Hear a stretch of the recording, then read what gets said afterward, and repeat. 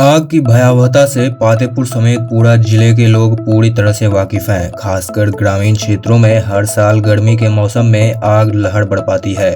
आगलगी की घटना में हर साल जहां सैकड़ों घर इसकी भेंट चढ़ते हैं, वहीं लाखों की संपत्ति जलकर राख हो जाती है।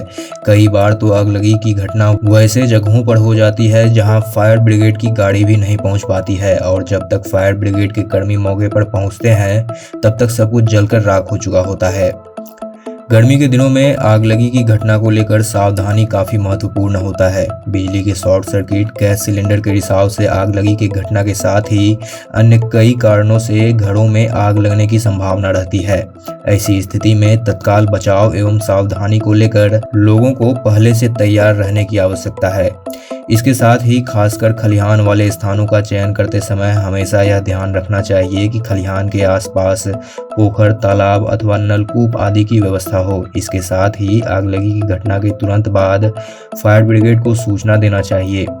हालांकि इसके लिए फायर ब्रिगेड भी गर्मी के मौसम को देखते हुए इसकी तैयारियां तेज कर दी है। कई इलाकों में कर्मी मॉक ड्रिल कर लोगों में आगलगी की घटना को लेकर जागरूकता अभियान चला रहे हैं। वैशाली से मृत्युंजय कुमार की खास रिपोर्ट।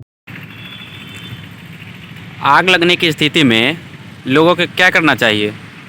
जैसे अगर घर में अगर जो गैस चूल्हा का आग है, सिलेंडर की आग है, तो घर में अपने सबसे पहले हम उनको, अपने माँ अपने बहन को समझाएंगे कि खाना बनाते समय एक बाल्टी पानी रखे और वहाँ पे सूती का कपड़ा या जूट का बोरा वाला रखे।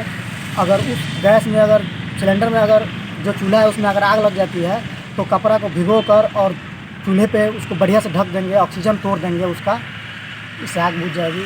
छोटा आग के लिए उनको समझाना जरूरी है। गैस का और चूल्हा के आग में क्या अंतर होता है?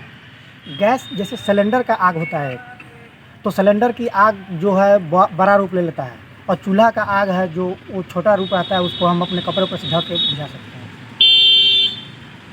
आपका नाम? मेरा नाम राहुल कुमार हुआ। किस पद पे हैं आप? अभी हम अग्नि चालक ड्राइवर के पद पर हूँ। महुआ अग्निशमन में पद पर मौजूद हूँ।